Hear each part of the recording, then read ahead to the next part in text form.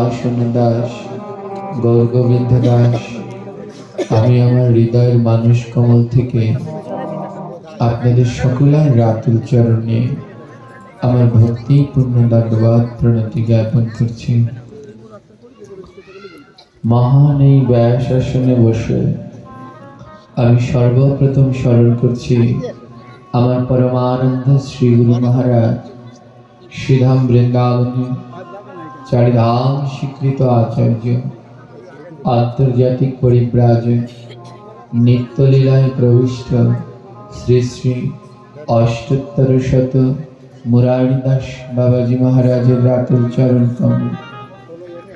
তারপর স্মরণ করছি আমার পরম গুরুদেব মনিটরের সাউন্ডটা আরো বাড়বে।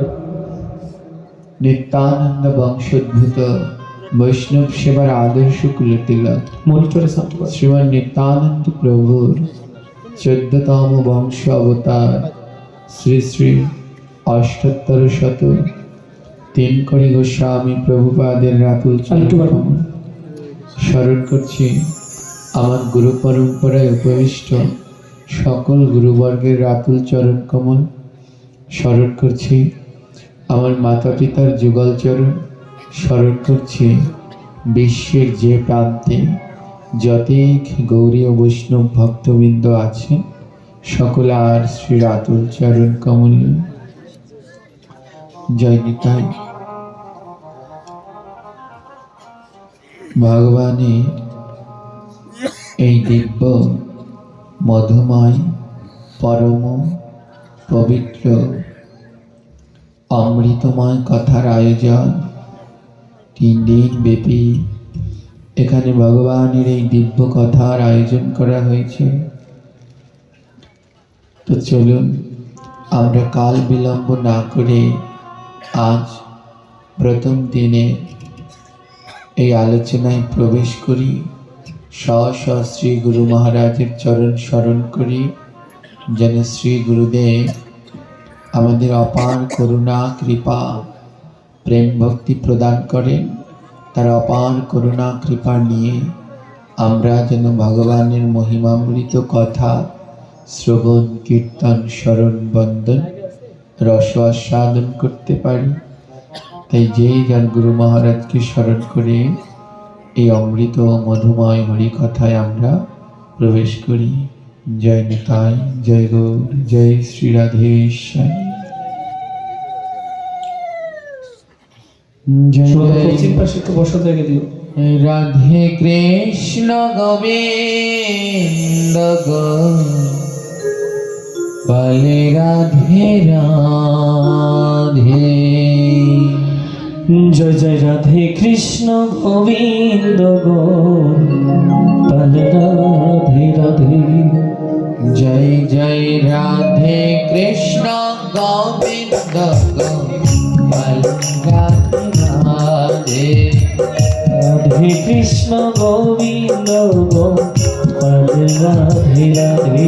জয় জয় রাধে কৃষ্ণ গোবিন্দ গোপাল রাধে রাধে। জয় জয় রাধে কৃষ্ণ গোবিন্দ গোপাল রাধে রাধে। গোবিন্দ রাধে হাতে তালি দিয়ে সবাই। গোপাল রাধে রাধে। গোবিন্দ রাধে রাধে গোপাল রাধে রাধে। গোবিন্দ রাধে রাধে গোপাল রাধে রাধে। গোবিন্দ রাধে রাধে গোপাল রাধে রাধে। নন্দলাল রাধে রাধে শ্যাম দোলাল রাধে রাধে। নন্দলাল রাধে রাধে গোপাল রাধে রাধে। নন্দলাল রাধে রাধে শ্যাম দোলাল রাধে রাধে। নন্দলাল রাধে রাধে গোপাল রাধে রাধে। জয় জয় রাধে কৃষ্ণ গোবিন্দ গোপাল রাধে রাধে। জয় জয় রাধে কৃষ্ণ গোবিন্দ গোপাল রাধে রাধে। জয় নিতাই। গোবিন্দ গোবিন্দ গোপাল রাধারানীর নাম নিলে পাপ হবে? জোরে বলুন, পাপ হবে কি?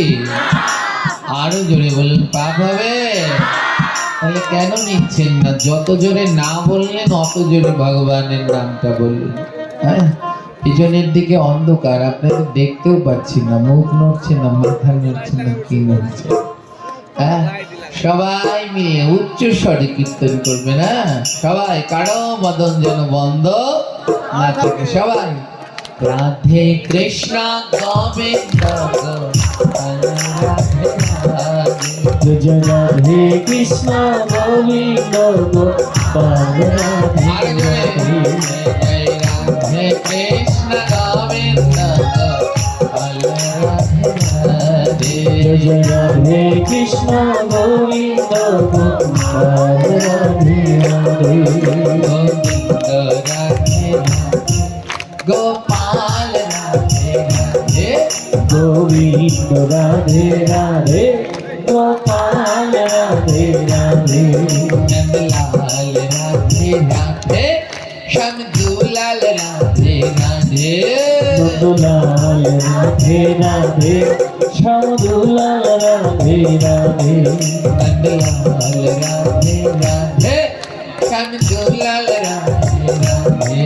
नंदलाल राधे राधे श्यामदूलाल राधे राधे। जय जय राधे कृष्ण गोविंद गोपाल राधे राधे। जय राधे कृष्ण गोविंद गोपाल राधे राधे। जय राधे कृष्ण गोविंद गोपाल राधे राधे। जय राधे कृष्ण गोविंद गोपाल राधे राधे। शान्तं शुद्धिरं नवनीतकायं देहरसुन्दरं मनोहररूपं करुणानिस्मृतं विग्रहमधुरं नौमि गुरुश्री करिदेवा।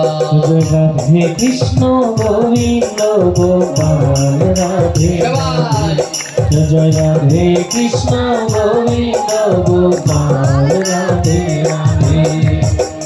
श्रीनिधि गो करुणारो गुरु कृपा पूर्ण श्री गुरु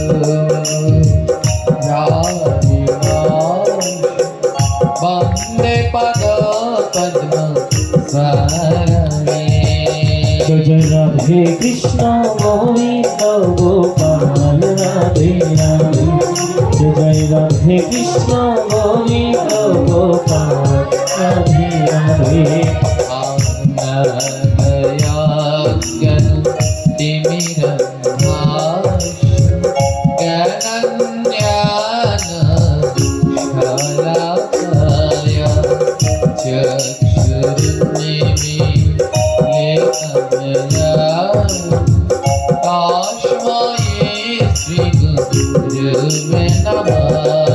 जय राधे कृष्ण गोविंद गोपाल राधे राधे।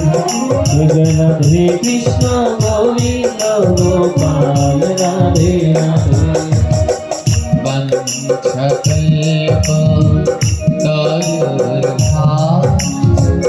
कृपा सिंधु देवस्य पतितानं पावनेभ्यो वैष्णवेभ्यो नमो नमः। जय राधे कृष्ण गोविंद गोपाल राधे राधे। जय राधे कृष्ण गोविंद गोपाल राधे राधे। श्री कृष्ण चैतन्य प्रभु नित्यानंद श्री राधा गदाधर शिवासादि गौर भक्तवृंद। हरे कृष्ण कृष्ण कृष्ण हरे हरे हरे राम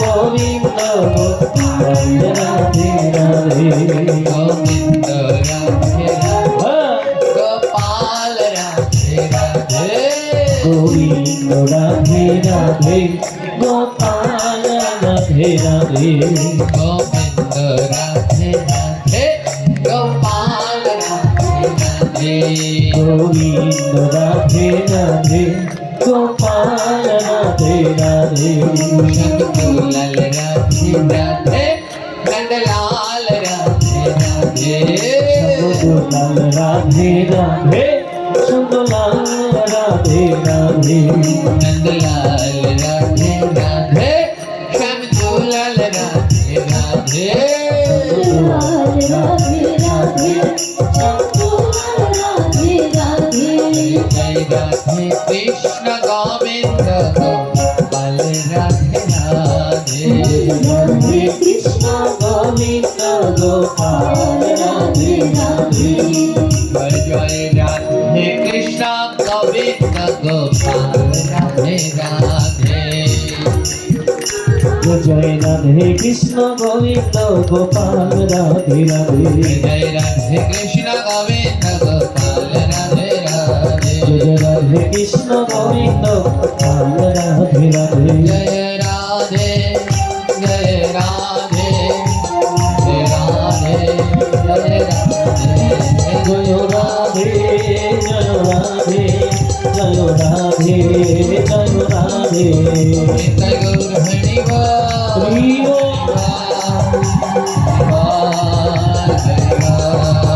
गीत गौर हरि हरि हरि हरि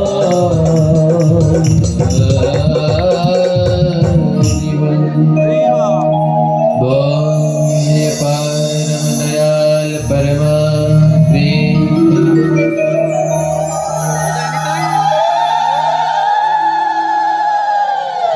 शिला गुरु महाराज की दयार ठग श्रील नित्यानंद प्रभु के जय हो प्रेम रवतार श्री चैतन्य महाप्रभु के जय हो परमेश्वर भगवान श्री कृष्ण चंद्र जी की जय हो अपार करुणामयी श्रीमती राधा ठाकुरानी की जय हो समवेत गौर भक्त वृंद की जय हो आद्य कर हरि कथा की जय हो जय जय श्री निताई गौर प्रेमानंद गौर हरि हरि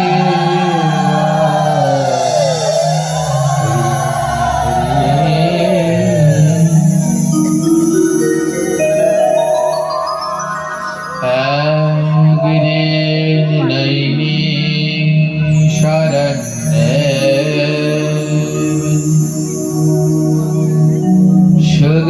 सुखदेव गोस्वामी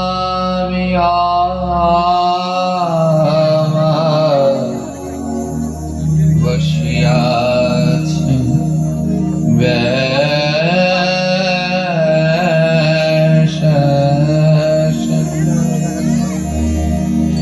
प्रकाश निवश्याच कत गने गने षाठा जरवश्याच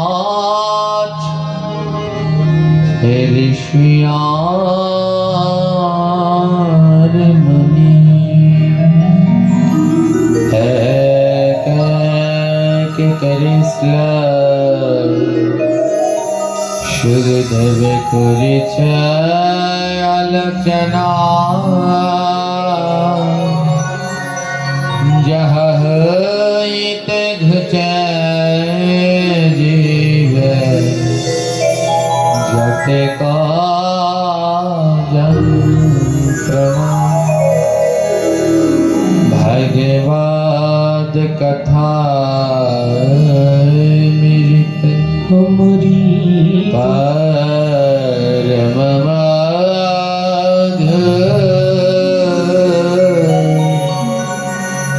जय जाना करे श्रावण शिवर चत শিবর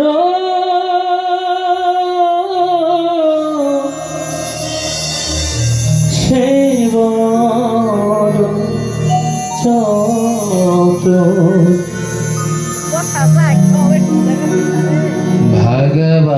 भगवद कथा में जे कर कीर्तन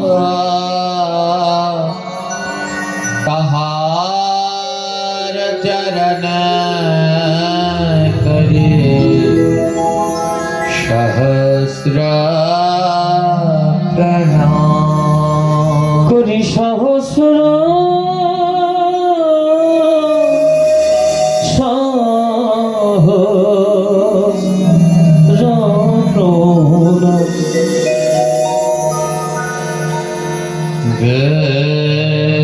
गरन श्वास स्वाजनना श्वास पिता स्वजननी ना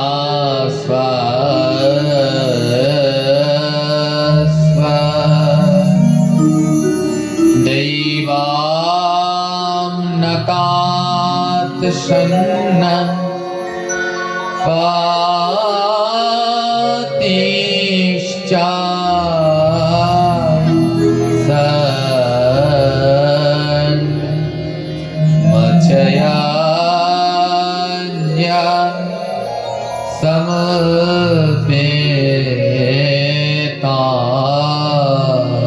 समपेतामृतम् এটি শ্রীমদ্ ভাগবতমে পঞ্চম স্কন্ধের পঞ্চম অধ্যায়ে 18 নং শ্লোক। এর অর্থ, এই সংসারে যিনি জন্ম মরণ প্রবাহরূপ মৃত্যু নিবারণের উপায় না করিয়া দেন, তিনি গুরু হলেও গুরু নন, তিনি স্বজন হলেও স্বজন নন, তিনি পিতা হলেও পিতা নন, তিনি মাতা হলেও মাতা নন, তিনি দেবতা হলেও দেবতা নন, তিনি পতি হলেও পতি নন। এ সংসার বন্ধন হইতে যিনি মুক্তি লাভের উপায় করিয়া দেন, তিনি প্রকৃত বান্ধব। ধ্যান দিয়ে এই শ্লোক সিদ্ধান্ত দিলেন, সেই মান যে মা কৃষ্ণ কথা শেখায় না, সেই পিতা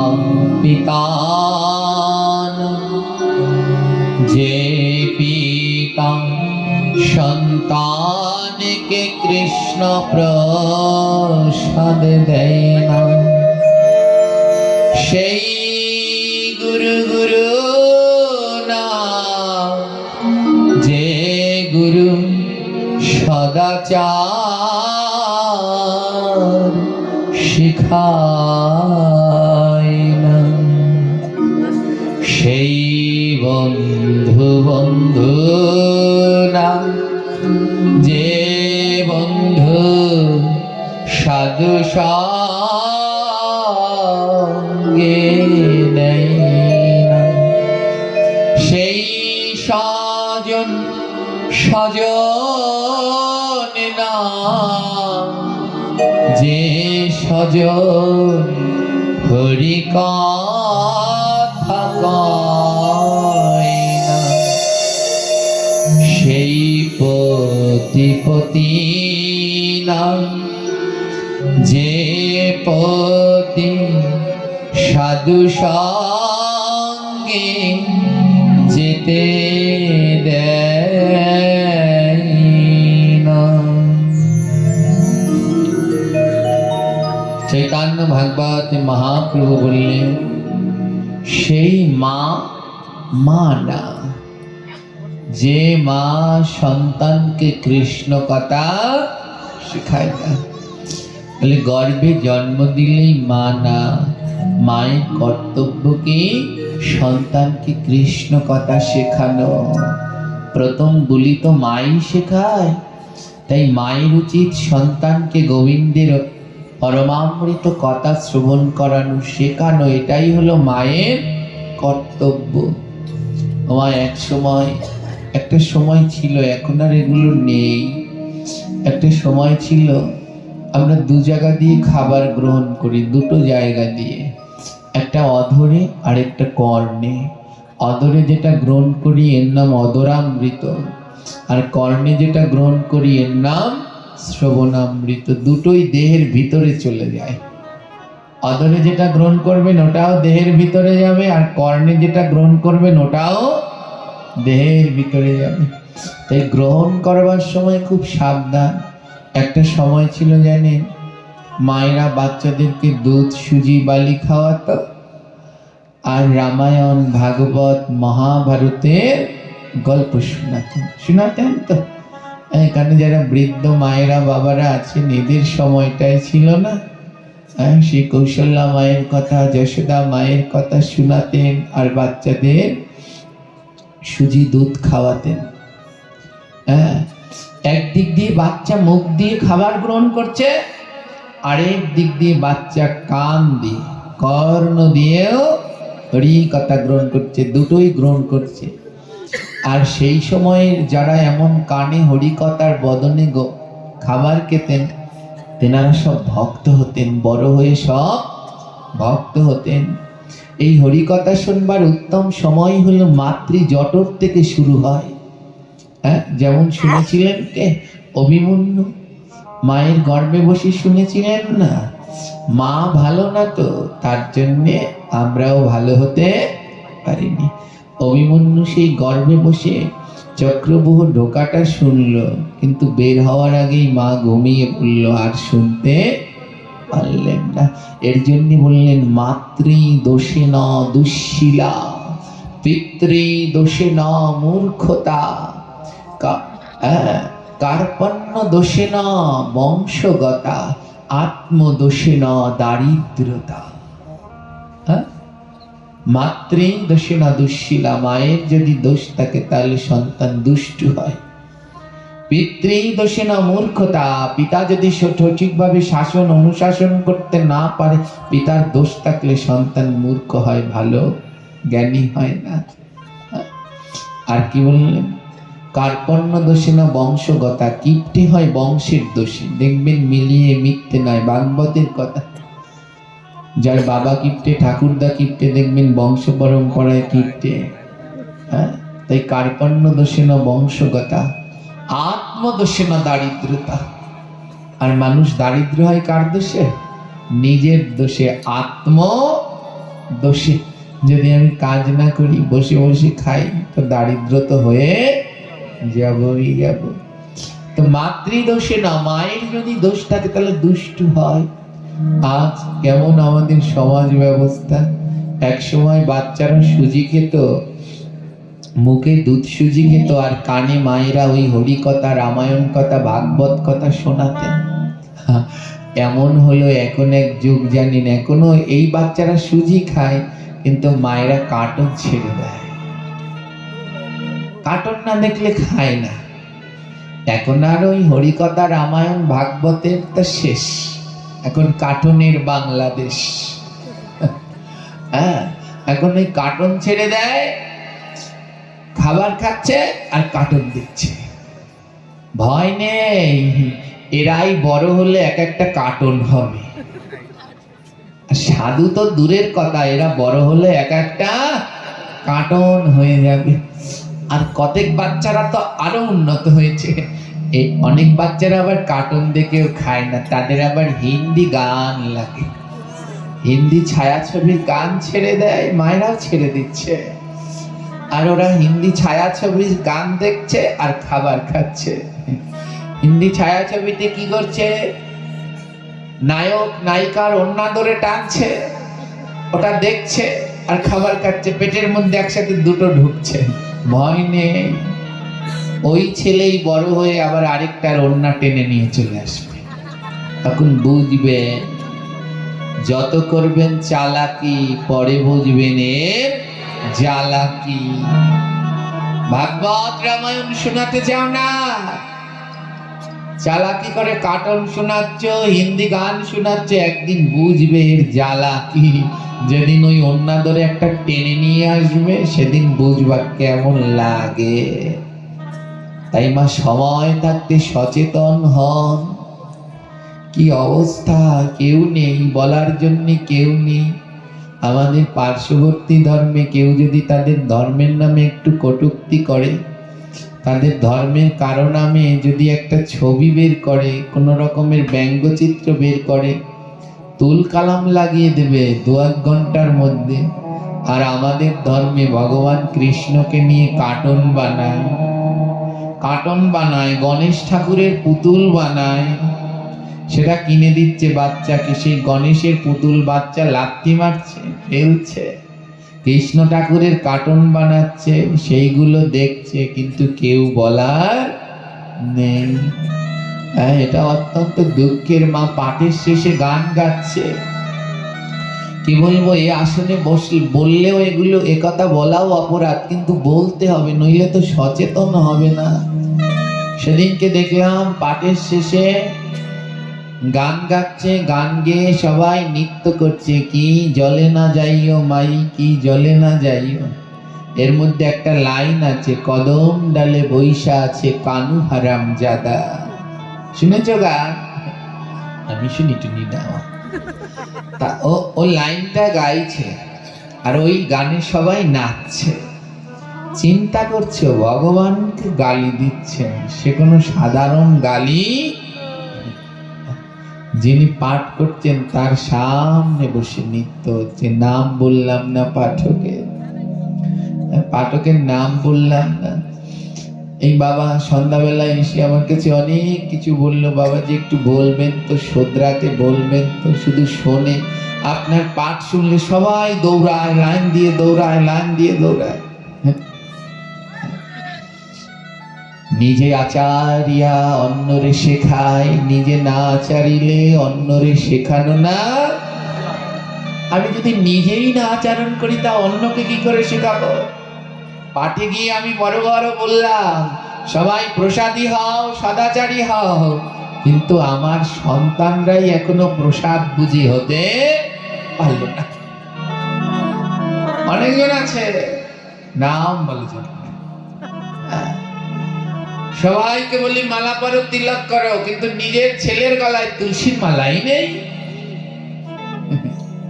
এই হলো আমাদের অবস্থা। মা,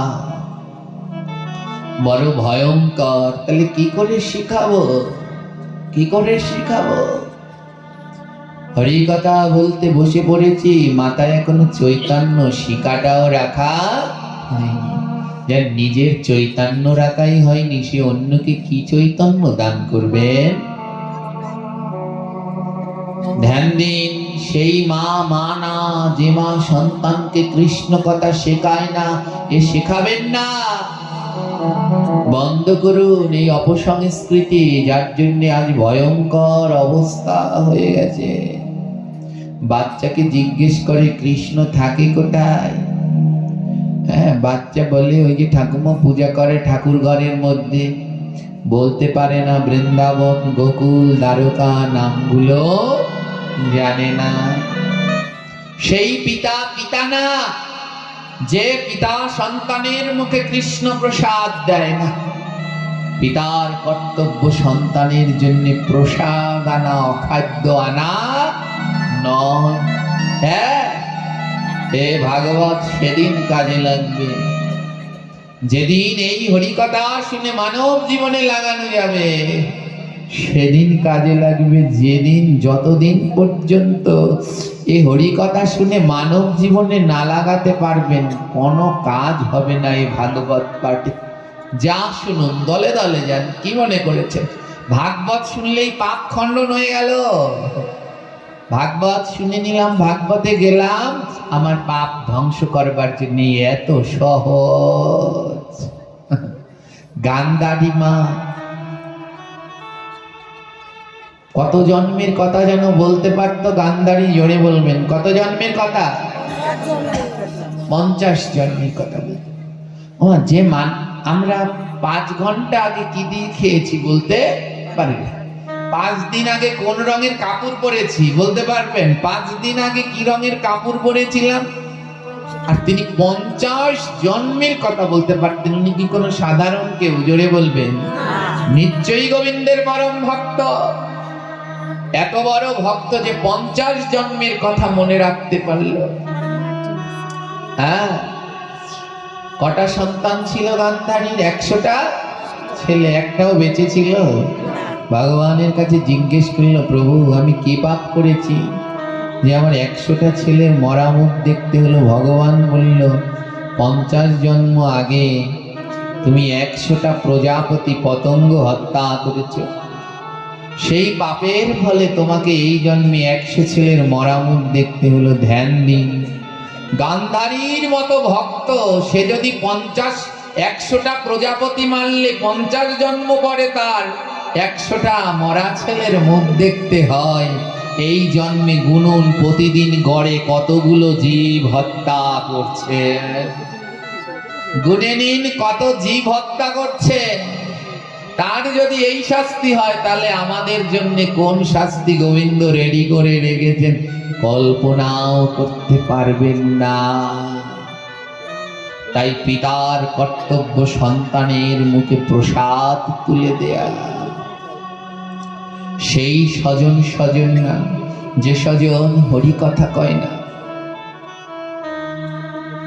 আপনার বাড়িতে অতীত আসলো একাদশীর দিন, এমন অতীত এসেছে একাদশীর দিন তার জন্য অন্ন রান্না করতে হয়েছে। শুধু অন্ন, অনেক বাড়িতে এমন হাই পাই অতীত আসে, বলে খালি ভাত খাবো না, আবার ডিমও ভাজতে হচ্ছে। বলে এমন অতিথি যদি তোমার বাড়িতে আসে, তাহলে মনে করবে ও অতিথি না, ও জমের পাঠানো দুধ। ও তোমাকে নরকে নেয়ার জন্য এসেছে, ও কোনোদিন অতিথি না। সে স্বজন স্বজন না, যে স্বজন হরি কথা কয় না। যদি তোমার বাড়িতে অতিথি যায় আর গিয়ে দেখে তুমি একাদশী করনি, ওই অতিথি যদি গিয়ে তোমায় বোঝায়, ও ভাই একাদশী করতে হবে সবার আগে, তাহলে জেনে রাখবে উনি তোমার প্রকৃত স্বজন। সেই বন্ধু বন্ধু না, যেই বন্ধু সাধু সঙ্গে নেয় না।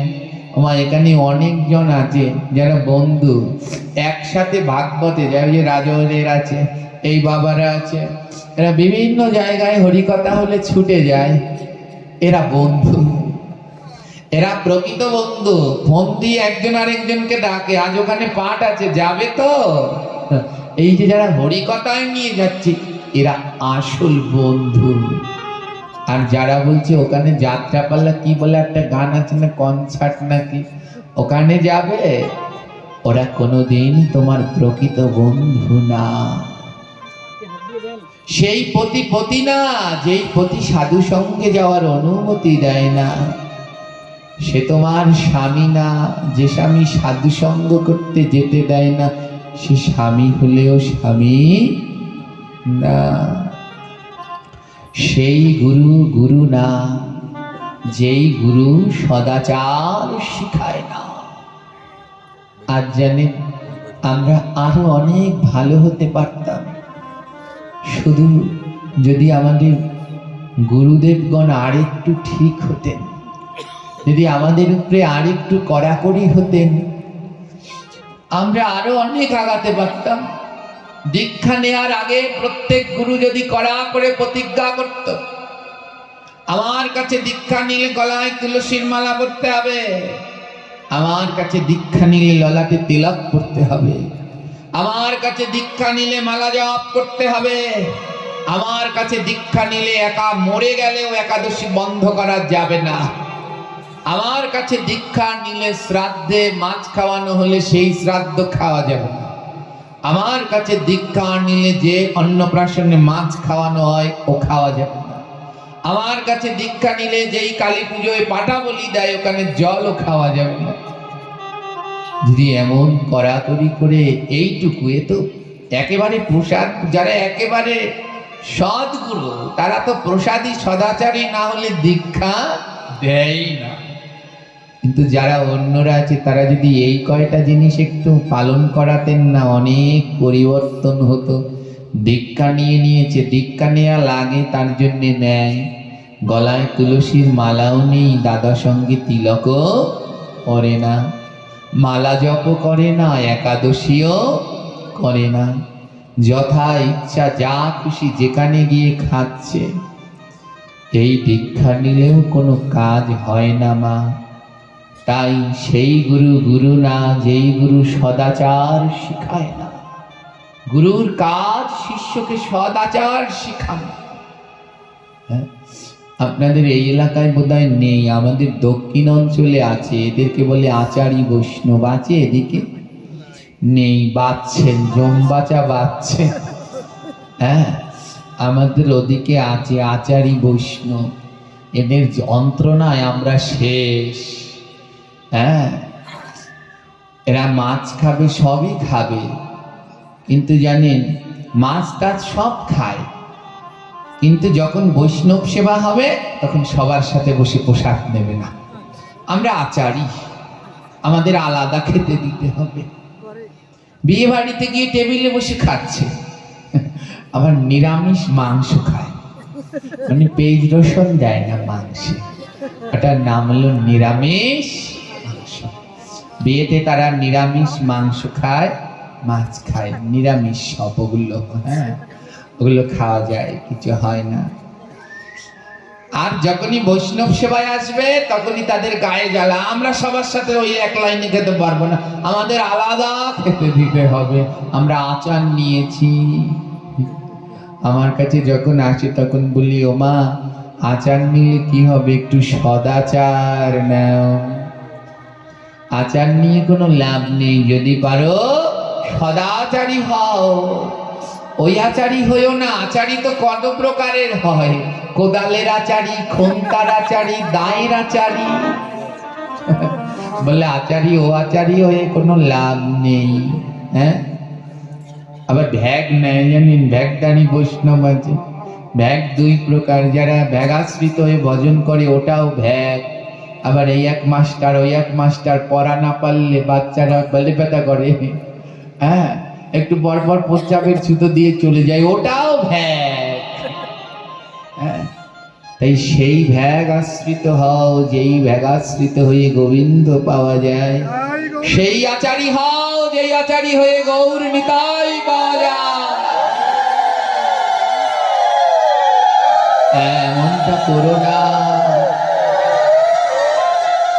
তাই তিনি সদ্গুরু, যিনি শিষ্যকে সদাচার শিখায়। লোভী গুরু কামি চেলা দুজনেই নরকে গেলা। গুরুর মনে যদি লোভ থাকে আর শিষ্যের মনে যদি কামনা থাকে, দুজনের একজনের উদ্ধার হয় না। তাই মা ভালো হব কি করে বলুন? আমি নিজেই তো ভালো না, আমি যদি ভালো না হই তাহলে অন্যকে কি করে ভালো বানাবো? আমার নিজেরই তো এখনো লোভ দমন হলো না। এমন গুরুদেবের কাছে গিয়ে পড়েছি, গুরু গিয়েছে শিষ্যের বাড়িতে, এবার গুরু নিরামিষ খাবে না, মাছ খাবে। এবার শিষ্যকে বাজার থেকে মাছ আনতে বলছে। শিষ্য বলছে গুরুদেব মাছ খায়, গুরু গোসাই মাছ খায়। গুরুদেব বলছে তুই কি বুঝিস, মাছের মধ্যেও নিরামিষ মাছ আছে। শিষ্য তো তেমন পড়াশুনো জানে না। গুরুদেব সংস্কৃত শ্লোক বলছে, রোহিতস্য কাতলস্য মৎস্য রাজা ইলিতস্য পাবদস্য বোয়ালস্য আর গলদাস্য মৎস্য মধ্যে এই ষষ্ঠ সর্বদাই নিরামিষ। বলছে রোহিতস্য কাতলস্য মৎস্য রাজা ইলিতস্য পাবদস্য বোয়ালস্য এবচ গলদাস্য। মৎস্য মধ্যে এই ষষ্ঠ সর্বদাই নিরামিষ। রোহিতস্য মানে রুই মাছ, কাতলস্য মানে কাতল্য মাছ, গলদাস্য মানে গলদা মাছ, মৎস্য রাজা ইলিতস্য মানে ইলিশ মাছ। শিষ্য তো বলে উড়ি বাবারে কি কঠিন শ্লোক, তার মানে এই 6টা মাছ নিরামিষে 6টা খেলে কিছু হয় না। এমন গুরু যদি কারো হয় তাহলে তার কি করে উদ্ধার হবে বলুন? আপনাদের কোনো দোষ দেব না মা, আপনাদের কোনো দোষ দেব না, কারণ আমরাই তো বলি সত্য জ্ঞানী গুরু বাক্য যাহারও বিশ্বাস অবশ্য তাহার হয় ব্রজভূমে। আপনারা তো সত্য জ্ঞানী গুরু বাক্য বিশ্বাস করছেন, কিন্তু একটা জিনিস খুব গুরুত্বপূর্ণ, আমাদের ধর্মটা দিন দিন এমন হয়ে যাওয়ার পিছনে, এই বাংলাদেশে এমন হয়ে যাওয়ার পিছনে অনেকগুলো কারণ।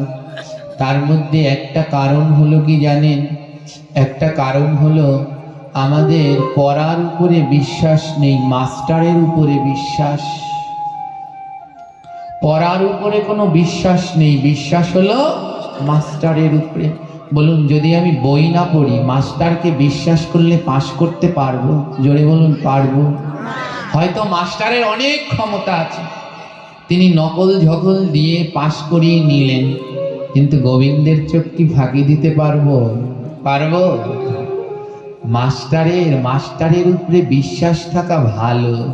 মাস্টার যেটা বলেছেন সেই অনুসারে পড়তে হবে, কিন্তু যদি তোমার বইয়ের উপরে মোটেই বিশ্বাস না থাকে, জীবনেও পরীক্ষায় পাস করতে পারবে না। আমাদের দোষ কি? আমরা মাস্টারকে বিশ্বাস করি কিন্তু বই ছুঁয়েও দেখি না, খুলেও দেখি না। মাস্টার মানে গুরু, আর বই মানে শাস্ত্র ধর্ম গ্রন্থ। শুধু গুরুর উপরে বিশ্বাস রাখলাম কিন্তু ধর্মগ্রন্থ খুলেও দেখলাম না। তাই আমাদের এই অধপতন, মা। ওই যে গুরু বলেছে রোহিতস্য কাতলস্য মৎস্য রাজা ইলিতস্য, গুরু বলেছে, ওনার উপরে আর কোনো কথা আছে? ওটা পালন করতেই হবে। মাস্টারের উপরে বিশ্বাস, বইটা খুলে দেখো ওটা আছে কিনা বইতে। যদি না থাকে তাহলে কিন্তু সারা জীবনেও পাস করতে পারবে না। আমার ধ্যান দিন, যে স্কুলে আমরা পড়ি, এসএসসি পরীক্ষা দিলাম, ওই মাস্টার কি, ওই স্কুলের মাস্টার কি আমার মূল পরীক্ষার খাতা দেখতে পারবে? জোরে বলুন, পারবে কি? এই তো মাস্টার আছে, আপনাদের এলাকার মাস্টার। এবার মাস্টার তো পরীক্ষার খাতা দেখতে পারবে না, অন্য সবগুলো দেখলো, কিন্তু মূল খাতা মাস্টার দেখতে পারবে? তদ্রুপ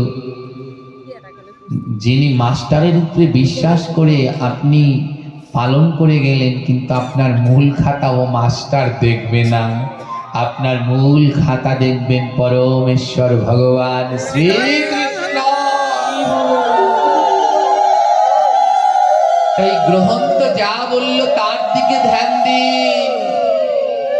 আর কতকাল মাস্টারের উপরে বিশ্বাস করে বসে থাকবেন? এবার বইয়ের দিকে মন দিন, না হলে কিন্তু মূল পরীক্ষায় পাশ করতে পারবেন না। আদ্যকার আমাদের বড় ভয়ঙ্কর অবস্থা। এই ভয়ঙ্কর অবস্থা থেকে আমাদের মুক্তির উপায় শুদ্ধ সৎ সাধু সঙ্গ। আজ কি করে বুঝবো জানেন, আমি মাঝে মাঝে আমার একজন প্রশ্ন করেছিল, সব সাধুরা সাদা পোশাক পরে, আপনি শুধু সাদা পোশাক পরেন না, আপনার এক এক দিন এক এক রঙের পোশাক, আপনি কেন সাদা পোশাক পরেন না? আমি বলেছিলাম যদি সাদা পোশাক পরলেই সাধু হওয়া যেত তাহলে সবাই না সাধু হয়ে যেত। হ্যাঁ, সবাই বলে সাদা পোশাক পরলে নাকি মন নির্মল হয়, কিন্তু আমার মনটা যদি নির্মল আমি নিজে না করতে পারি, পোশাক পরলেই নির্মল হবে? হ্যাঁ, মাঝে মাঝে ওই কথাটা মনে পড়ে। তৈলঙ্গ স্বামী কাশীর জ্যান্ত শিব হাতে ধরিয়ে দেখিয়েছিলেন, এক ভক্তকে হাতে ধরিয়ে দেখিয়েছিলেন। ভক্ত দেখছেন কাশীর সব থেকে বড় ধার্মিক আসছে সাদা পোশাক পরে। তৈলঙ্গ স্বামী ভক্তকে জিজ্ঞেস করলেন কে আসছে? বলে কাশীর সব থেকে বড় ভক্ত আসছে, ওই যে দেখতে পাচ্ছ সাদা পোশাক। যেই তৈলঙ্গ স্বামী হাত ধরেছে ভক্তের, কি দেখতে পাচ্ছ? আরে সে ভক্ত গেল কই, ও তো একটা বর আসছে। যেই না ভক্তের ছোঁয়া লেগেছে, আসল সত্যটা দেখতে পেয়ে গেছে। হ্যাঁ, আসল সত্যটা দেখতে পেয়ে গেছে। সাদা পোশাক বগ পরে, বগ সাদা গায়ে, সারা গায়ে সাদা পোশাক জড়িয়ে রয়েছে, কিন্তু একবেলা মাছ ছাড়া খেতে পারে? পারে না। তাই আগে আমাদের মনটাকে পবিত্র করতে হবে, নির্মল করতে হবে। মনের ভিতরে নির্মলতা পবিত্রতা যদি না থাকে, গন্ডগোল না থাকে, সারা গায়ে সাদা মেখে রাখলেও কোনোদিন কৃপা হবে না। তাই আসুন এই বেভিচারকে ত্যাগ করে সদাচার গ্রহণ করি। যান না আমাদের ওই পটুয়াখালী বরিশাল ওদিকে যান, দেখতে পাবেন এই আচারী সন্ন্যাসী এরা সব সাদা দুধের মতো পোশাক পরা, কিন্তু সন্ন্যাস নিয়েছে আবার মাছ দিয়েও খাচ্ছে। হ্যাঁ, এ কোনোদিন এরা আচারী হয়েছে কিন্তু সদাচারী হতে পারেনি। তাই আসলে জীবনটাকে সদাচারী করি, এই জীবনটাকে সদাচারী করে সাধুগুরু বৈষ্ণবের সেবায় লাগাই। এ মানব জীবন তখন পরিবর্তন হবে কখন জানেন? দুটি কারণে। এক হলো শুদ্ধ সাধু সঙ্গ, আর দুই হলো নাম। শুদ্ধ সাধু সঙ্গ আর নাম ছাড়া এ জীবন পরিবর্তন সম্ভব নয়। বড় ভয়ঙ্কর কলিযুগ। যারা সাধুর রূপে আমরা বিশ্বাস করছি, আজ তাদের দ্বারাই আমরা বারবার প্রতারণার শিকার হচ্ছি। হ্যাঁ, তাই ভয়ঙ্কর। তাই সব সময় সচেতন থাকবেন মা। আর কি করবেন জানেন? কিছু পারুন আর না পারুন, নাম করুন আর গ্রহণ তো করুন। মহাপ্রভু বললেন বিজাতীয় সঙ্গ করি পরিহার, গ্রহন্ত সঙ্গ করো অনিবার। ওই বিজাতি, বিজাতি মানে অন্য ধর্মের নয়। বিজাতি কারা? যারা আমার গোবিন্দের কথা কয় না, ওরা সব বিজাতি। বলে ওদের সঙ্গ পরিহার করে গ্রহন্ত সঙ্গ করো, গ্রহন্ত পাঠ করো আর অহর্নিশি নাম করো। হ্যাঁ, অহর্নিশি নাম করো, সাধু সঙ্গে ভাগবত পাঠে যেও, কিন্তু কেউ বললেই সেটা মেনে নিও না। নিজের বিবেকের কাছে প্রশ্ন করো, আজ যেটা শুনলাম সেটা ঠিক তো? যেন কেউ আমাকে ভুল বুঝিয়ে যেতে না পারে। ওটা শাস্ত্র গ্রন্থে আছে তো? তাই মাস্টারের উপরে বিশ্বাস রাখতে হবে, অবশ্যই রাখতে হবে, কিন্তু সঙ্গে বইও পড়তে হবে, নইলে পাশ করা যাবে না। তাই এই ভয়ঙ্কর পরিস্থিতি থেকে আমাদের মুক্তির উপায় হলো নাম। এই কলিযুগে নাম ছাড়া আমাদের মুক্তির আর দ্বিতীয় কোনো পথ নেই। কি করে আমরা শুদ্ধ সাধু চিনব? কি করে আমরা উদ্ধারের পথে আগিয়ে যাব? বলে সর্বপ্রথম যেটা করণীয় সেটা হলো নাম, অনাবরত নাম করো, থেমো না। খাইতে শুইতে সমস্ত জায়গায় নাম করো। নাম করতে করতে এই নামই তোমায় একদিন চিনিয়ে দেবে কে সত্য আর কে মিথ্যা। তাই বদনে নাম ছেড়ো না, অহর্নিশি নাম করো। চোখের মধ্যে ময়লা জমে আছে, ওই চোখে পর্দা পড়ে না, পর্দা পড়ে গেলে কি বলে ছানি হয়ে যায়। যতক্ষণ অপারেশন না হয় সামনে কিছু থাকলে দেখা যায়, ছানি পড়লে দেখা যায়। আমাদের চোখে না এই ময়লা পড়ে গেছে, ছানি পড়ে গেছে, সামনে আছে কিন্তু দেখতে পাচ্ছি না। আসলকে ভাবছি নকল, নকলকে ভাবছি আসল। বলে এই ছানিটা দূর হবে কিসে? নামে। তাই অহর্নিশি বদন ভরে জপ করো। হরে কৃষ্ণ কৃষ্ণ কৃষ্ণ কৃষ্ণ হরে হরে হরে রাম হরে রাম রাম রাম হরে হরে হরে কৃষ্ণ কৃষ্ণ। গৌর হরি কারো বদন বন্দনায় মা উচ্চ স্বরে সবাই হরে হরে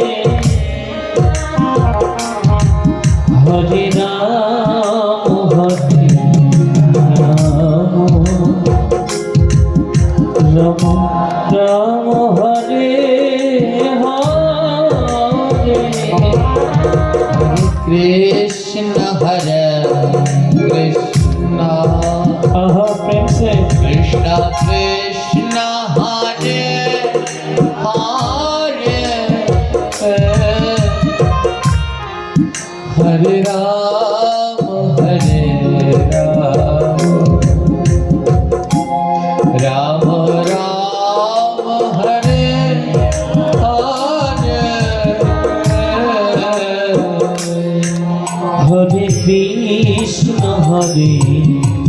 গৌর হরি গৌর হরি कृष्ण कृष्ण हरे हरे আজ সবাই মিলে উচ্চ हरे স্বরে নাম করো। राम हरे এই নাম ছাড়া আর গতি নাই।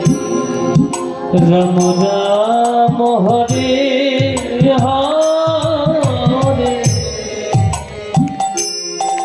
হরে কৃষ্ণ হরে কৃষ্ণ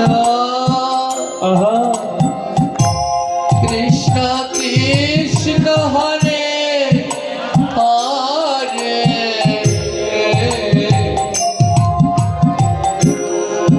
হরে রাম হরে রাম রাম রাম হরে হরে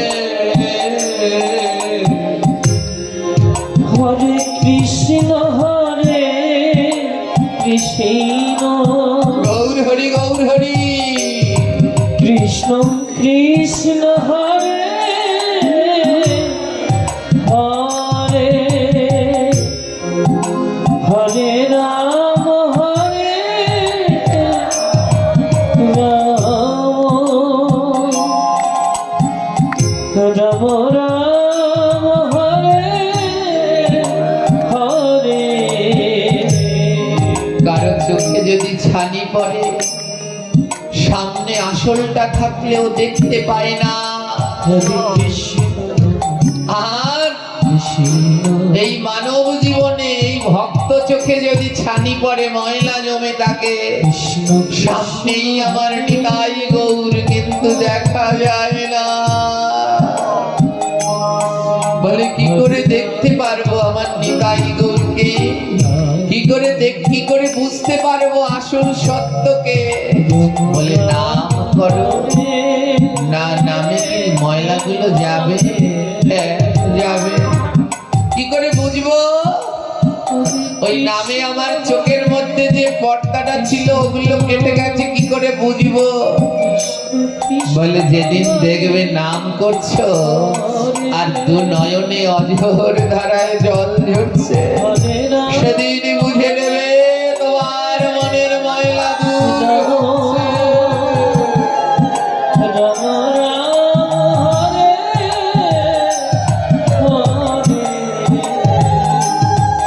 হরে কৃষ্ণ হরে কৃষ্ণ কৃষ্ণ হরে হরে, হরে রাম হরে রাম, রাম রাম হরে হরে। হরে কৃষ্ণ হরে কৃষ্ণ, গৌর হরি বল, গৌর হরি বল। কৃষ্ণ হরে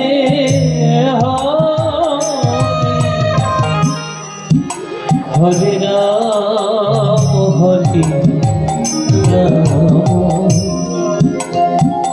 রাম রাম হরে হরে। অমর পাখি, তোমার দুই চোখে একটা ছানি পড়েছে, ওই ছানিটার নাম হলো মায়া। কৃষ্ণ ওই মায়া নামক ছানি পড়ে তুমি নিতাই গৌর চিনছ না, তুমি সৎ গুরু চিনতে পারলে না। সেই ছানি দূর হবে একটা অপারেশন করলে, সেই অপারেশনটার নাম হলো হরে কৃষ্ণ মহামন্ত্র। হরে কৃষ্ণ অহর নিশি জপ করো। কি করে বুঝবো আমার অপারেশন সাকসেসফুল হলো? বলে যখন দেখবে নাম করছো আর দুই নয়নে জল ঝরছে, সেদিন জেনে নেবে তোমার ওই অপারেশন। রাম রাম হরে হরে। ও ভক্ত, যে জানো অনেকদিন ধরেই নাম করি, আমার এই পোড়া নয়ন দুটো টাকা পয়সা হারিয়ে গেলে কাঁদে, সন্তানরা কটু কথা বলে ব্যথা দিলে কাঁদে, রোগের যন্ত্রণা হলে কাঁদে, কিন্তু কৃষ্ণ নামে এই দুটো নয়নে জল ঝরে না। বলতে পারো কেন কৃষ্ণ নামে আমার নয়ন কাঁদে না? মহাজন বলে কাঁদবে না তো, এ জগতে কৃষ্ণ নামে তারই নয়ন ধারা ঝরবে। কার?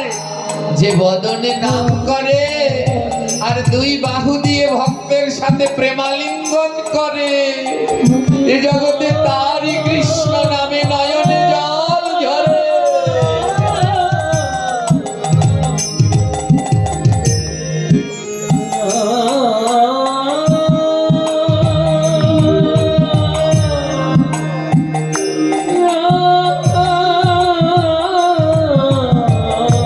রাধে রাধে।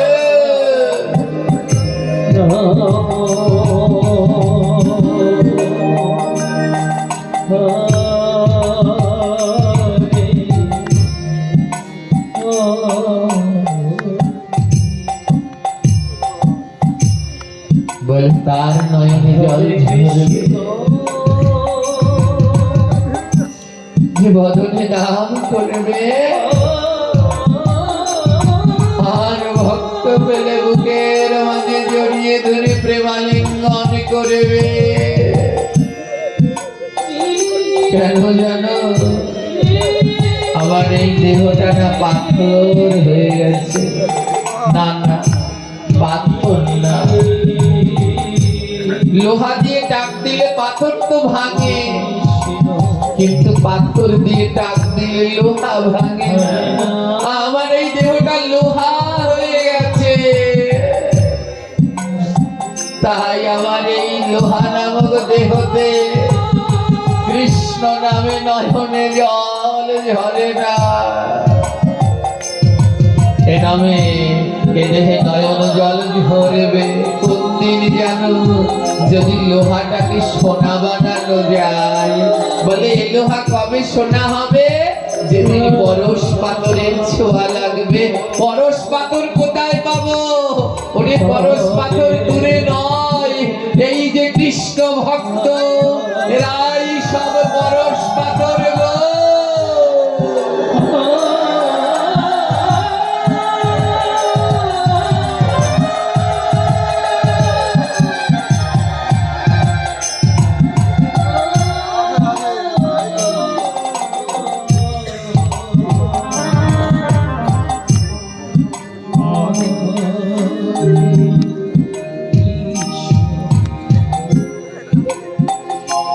হরে কৃষ্ণ হরে কৃষ্ণ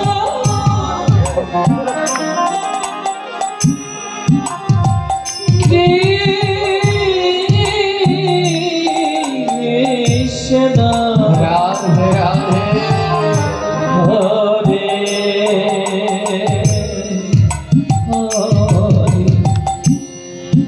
হরে রাম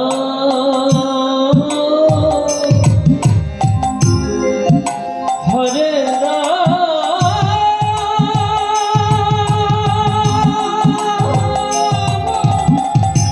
গৌর হরি গৌর হরি।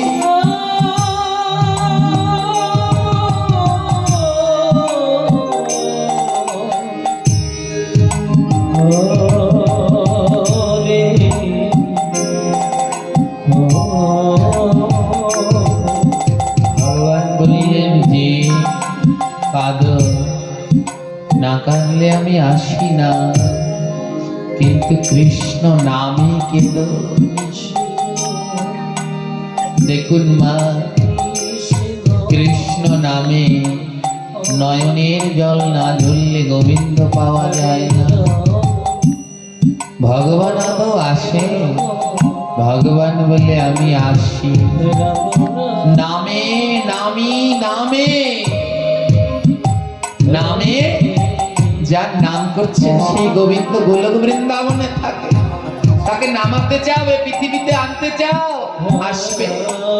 নামে নামি নামে যদি নাম করতে পারো, গোলক থেকে গোবিন্দ নেমে আসবে, কিন্তু সবার কাছে আসবে না। বলে কার কাছে আসে? নয়নে যার কৃষ্ণ নামের ধারা, তার কাছে আমার গোবিন্দ দেয় ধরা।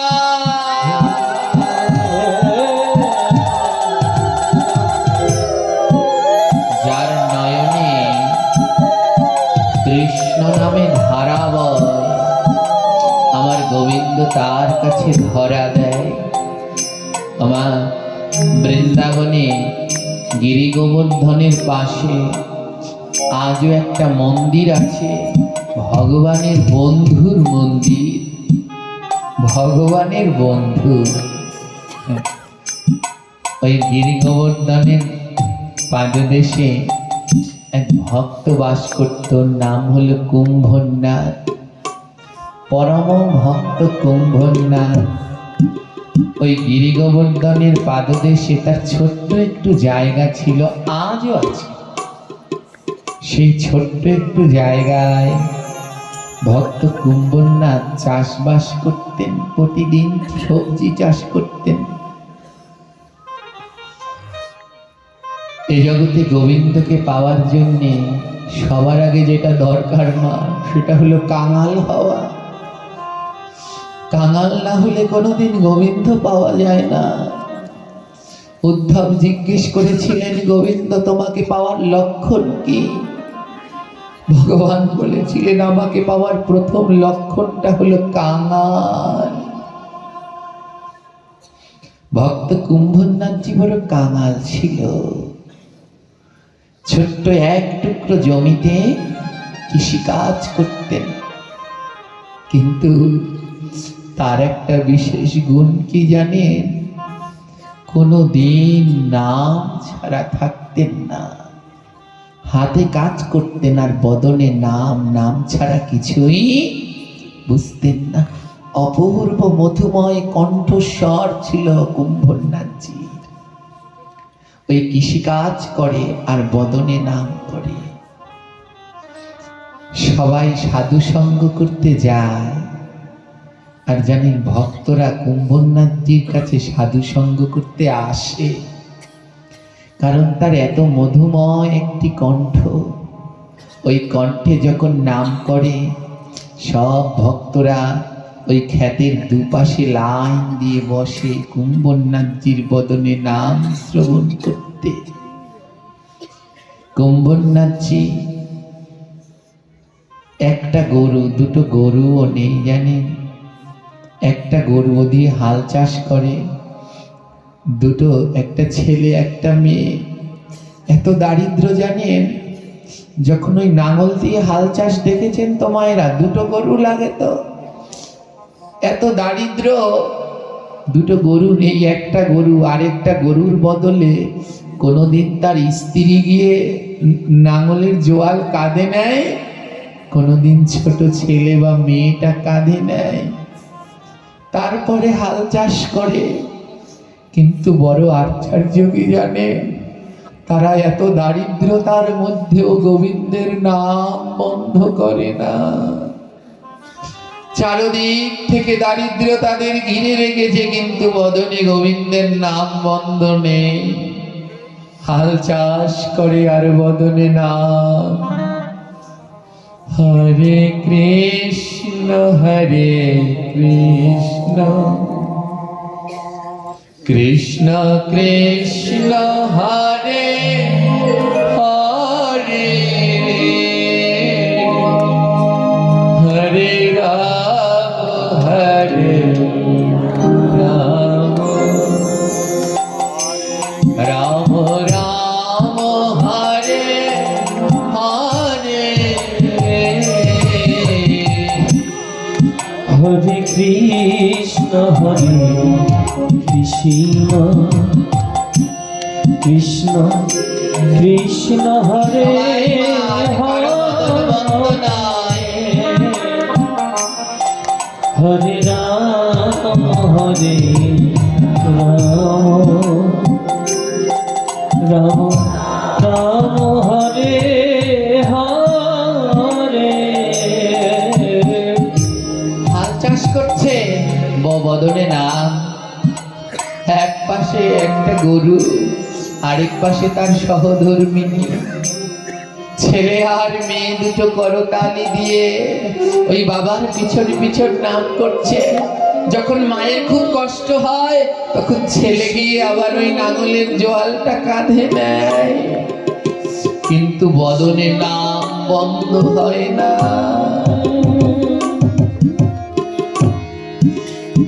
একটা তাদের উপকার হয় জানেন, আশেপাশের যতগুলো ক্ষেত আছে সব ক্ষেতে জল দিতে হয়। ওই নাঙল দিয়ে চাষ দেওয়ার পরে সব ক্ষেতগুলোই জল দিতে হয়, কিন্তু কুম্ভনাথজির ছোট্ট ক্ষেত দিতে জল দিতে হয় না। ভক্ত কুম্ভনাথ, তার সহধর্মিনী আর ছেলে মেয়ে আর তাদের বাড়ির পোষ্য গোমাতার নয়ন জলে ওই ক্ষেতটা ভিজে যায়। আলাদা করে আর জল দিতে হয় না।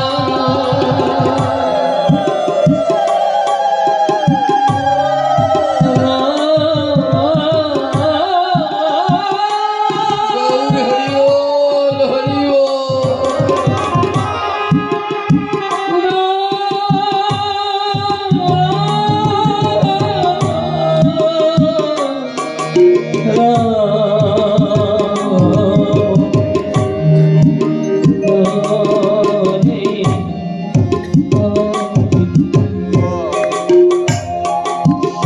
আলাদা করে ওদের খেতে জল দিতে হয় না। দুই নয়নে অঝোর ধারায় জ্বলতে থাকে। বলে জগতে এরাই তো পাবে যারা নামে নয়ন ধারায় জ্বলতে পারে। হরে কৃষ্ণ রাত্রবেলায় কুম্ভজ্ঞানীর কাছে ভক্তরা নাম শ্রবণের জন্য আসে জানে। হরে ওরা এত দারিদ্র, হরে ভক্তরা আসলে পরে বসতে দেওয়ার মতো চাটাই নেই ওদের কাছে। কুম্ভনাথ কিছু শুকনো ঘাস বিছিয়ে দেয়, সেই ঘাসের মধ্যে ভক্তরা বসে আর সারা রাত ধরে ভক্ত কুম্ভনাথ নাম করে। আর গ্রামের ভক্তরা মিলে সারা রাত ধরে ওই নাম শ্রবণ করে। কত ভক্ত কত কি দিতে চায়, কুম্ভনাথ নেয় না, লাগবে না। আমার গোবিন্দ আমায় যা দিয়েছেন তা আমার অনেক, আমার আর কিছু লাগবে না। জানেন কুম্ভনাথের এই নাম চারিদিকে ছড়িয়ে পড়ল। ওই দেশের রাজা, এক রাজা আসলো কুম্ভনাথের নাম শ্রবণ করতে। এক রাজা আসলো দুপুর বেলায়, মেয়েটা ছুটে গেছে বাবার কাছে। ও বাবা, একজন রাজা এসেছে, তুমি চলো বাড়ি চলো, একজন রাজা এসেছে। কুম্ভনাথজি বাড়িতে গেলেন, ভাঙা সেই ঘর, রাজা এসেছে, বসতে দেওয়ার জায়গা নেই। সবাইকে যেমন বসতে দেয় শূন্য খড়গুলো বিছিয়ে দিলেন, রাজামশাই বসলেন। কুম্ভনাথজি বললেন, রাজামশাই আপনি একটু বসুন, আমি স্নান করে আসি। ভক্ত কুম্ভনাথ স্নান করে আসলেন, গায়ে শত ছিদ্রযুক্ত সেই মণির বসন। তিলক করবে, তিলক করলে তো একটি আয়না দরকার। মা এত দারিদ্র জানেন, ঘরে একটা আয়না নেই। তিলক করে কিসে করে, একটা বাটির মধ্যে জল নেয়, ওই জলের মধ্যে তাকিয়ে তারপরে তিলক করে। মেয়ের কাছে বলছে, মারে দর্পণটা নিয়ে আয়। মেয়ে বলছে, বাবা দর্পণ চিড়িয়া খাগা।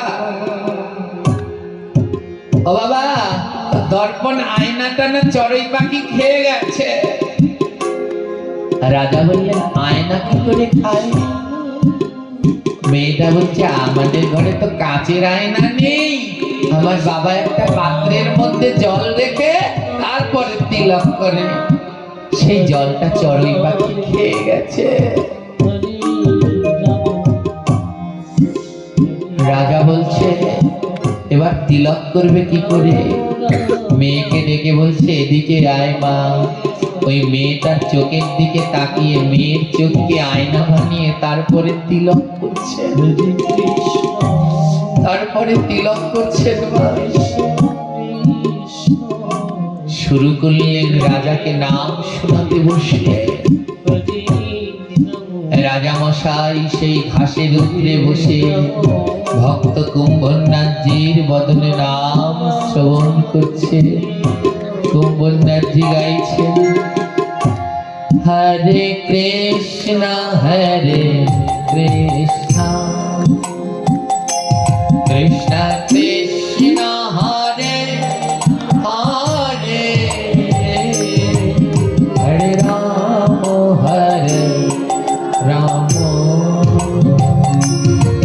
রাম রাম হরে হরে। হরে কৃষ্ণ গৌর হরি কৃষ্ণ কৃষ্ণ হরে হরে, হরে রাম হরে রাম, রাম রাম হরে হরে। জানেন আমার নাম সব বদনে শুনলে কাজ হয় না, সব বদনে নাম শুনলে নয়ন জল ঝরে না। যার বদন শুদ্ধ তার বদলে নাম শুনলে পরে নয়নে জল ঝরে। আজ কুম্ভনাথজি যখন নাম গাইছেন, রাজার দু নয়ন থেকে অজর ধারায় জল ঝরছে। নাম শ্রবণ শেষে রাজা বলছে, "ও ভক্ত, তো তুমি তো বড় দারিদ্র, এই টাকাটা রাখো।" কৃষ্ণ কৃষ্ণ কুম্ভনাথজি বলছে, "কে বলছে আমি দারিদ্র? এ জগতে সব থেকে মূল্যবান রত্ন হলো ভক্তের চরণ ধুলি। হিংসার মতো পাপ নাই, দয়ার মতো ধর্ম নাই, গঙ্গার মতো তীর্থ নাই, ভক্তের মতো সেবা নাই, আর ভক্তের চরণ দুলার মতো জগতে কোনো রত্ন নাই। আমি কবি সাধু, এই সাধুর চরণ ধুলি লাগবে মন। আমি বসে আছি আশাসে কুলেতে সরায়ে, কবি সাধু এই সাধুর চরণ ধুলি লাগবে মন। রাজা বলছে, তুমি তো অনেক দারিদ্র, এই ধন কটা রাখো। কুম্ভনাথজি বলছে, কে বলে আমি দারিদ্র জানো? সন্ধ্যার পরে কত ভক্তরা এখানে আসে, আর ভক্তের চরণদুলির মতো দামি কিছু আছে? আমার ও ধন লাগবে না, নিয়ে যাও রাজা। ও তাহলে আমি একটা কাজ করব। রাজা বলছে, আমি একটা কাজ করব, আপনাদের সবার কাপড়গুলো শতছিদ্র হয়ে গেছে, আপনাদের জন্য কাপড় পাঠিয়ে দেব। কুম্ভনাথজি বললেন, না না গো, গোবিন্দ আমাদের যা দিয়েছেন তাতেই হবে। ঘরটা বেঁধে দেই, ঘর তো ভেঙে গেছে। না না, আমরা ভালো আছি, খাবার পাঠিয়ে দেই আপনাদের জন্য। না না, আমাদের ওই যে চাষ হয়, ওতে যা হয় ওতেই আমাদের হয়ে যাবে, আর লাগবে না রাজা মশাই। কতজন কত কি কুম্ভনাথকে দিতে চায়, কিন্তু নেয় না। ওমা, পাঠ শেষ হলে সবাই দৌড়ে আসে, বাবাজি আমার মাথার উপরে হাত দিন, হাত দিন। আরে এই হাত দিয়ে, আমার এই হাত মাথায় দিলে ভক্তি হবে না, কারণ এই হাতে এখনো লোভ আছে। সেই হাত মাথার উপরে নেই যেই হাতে কোনো লোভ নাই। যে হাতে কোনো লোভ নাই, অমন হাত যদি মাথার উপরে নিতে পারেন তাহলে কৃপা হবে। কুম্ভনাথজিকে রাজা শত চেষ্টা করালো, কিন্তু তাও কুম্ভনাথজিকে রাজা কিচ্ছু নিতে দিতে পারলেন না। কুম্ভনাথজি বললেন, না রাজা, আমার কিচ্ছু দরকার নেই, শুধু আমার জন্য প্রার্থনা করবেন জীবনের শেষ দিন পর্যন্ত যেন আমি বদন ভরে এই নাম গাইতে পারি। আমি যেন এই নাম ছাড়া কোনোদিন না হই। বদন ভরে যেন শেষ দিন পর্যন্ত প্রভুর নাম গাইতে পারি।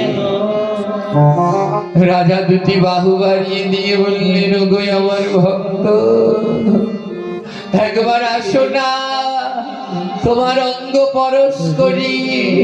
জগতে কত ভক্ত দেখেছি, কিন্তু এমন নিঃস্বার্থ ভক্ত তো দেখিনি। দুটি বাহু বাড়িয়ে দিয়ে বললেন, ওরে আই রে ভক্ত, পরশিক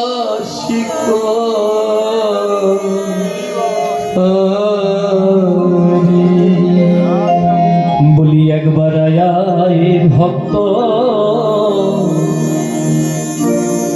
পর পরশ করি হরে আয়ে রে ভক্ত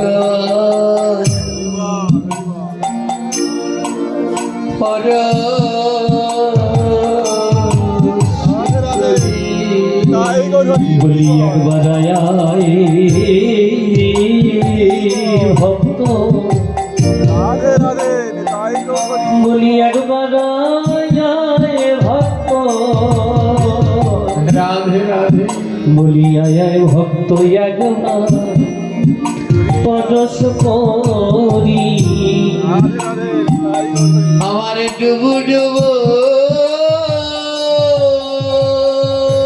হরিব আমার ডুবু ডুবু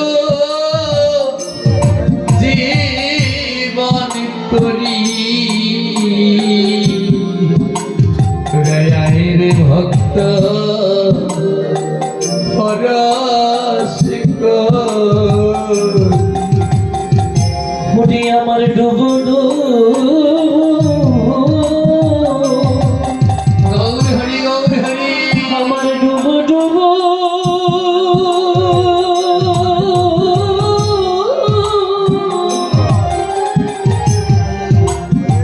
হরে মানো তরি বলি একবার আয় ভক্ত আমি সঙ্গ করি আমার জীবন বেলা গৌর হরিব যায় রে বলি আমার এই জীবন বেলা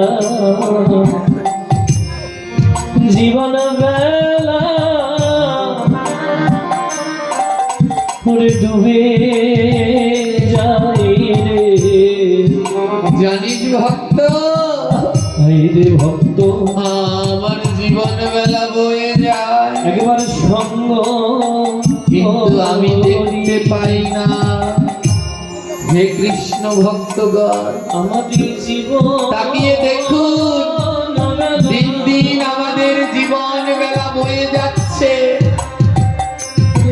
কিন্তু দেখতে পাচ্ছি না কেন পাচ্ছি না এই মাঘ পৌষ মাসে অনেক অনেক দিন আকাশে কুয়াশা পড়ে পড়ে তোমার আর যেদিন সারাদিন ধরে কুয়াশা থাকে সূর্য দেখা যায় জোরে বলুন যায় যেদিন আকাশে সারাদিন ধরে কুয়াশা সূর্যটা দেখা যায় না কখন 10টা বাজলো কখন 4টা বাজলো কুয়াশা বললে সূর্যটা দেখা যায় না মহাজন বললেন আকাশে যদি কুয়াশা হয় সূর্য দেখা যায় না আর মনে যদি কুয়াশা হয় তবে কৃষ্ণ দেখা যায় না দুই ধরনের কুয়াশা এই মাঘ পৌষ মাসে আকাশে পড়ে ওটাকেও বলে কুয়াশা কুয়াশা আর আমাদের মনের মধ্যেও আছে একটা কুয়াশা যার মনের মধ্যে কুয়াশা আছে দিন দিন তার জীবন বেলা বয়ে যাচ্ছে কিন্তু বেলা যে বয়ে যায় তার আর দেখা হয় না তাই আজ ভক্তের কাছে প্রার্থনা করছে ও ভক্ত আমার জীবন বেলা তো বয়ে যাচ্ছে কিন্তু আমার মনের কুয়াশার জন্য আমার দেখা হলো না বলে কবে দেখা হবে যেদিন ভক্তের ধুলা মাথায় দেবে ভক্তের ধুলা মাথায় দেবে ভক্তের ধুলা মাথায় দেবে যেদিন ভক্তের ধুলা মাথায় দেবে বলি সেদিন তোমার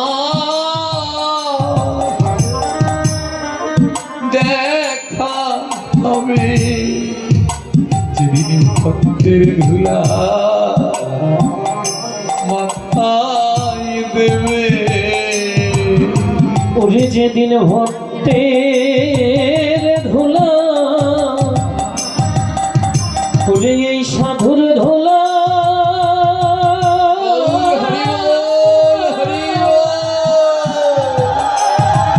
ওরে মাথায় যাইবে, বলি সেদিনই তোমায় দেখা দেবে। রাজা এত চেষ্টা করিল, নেও না, কিছু নেও না।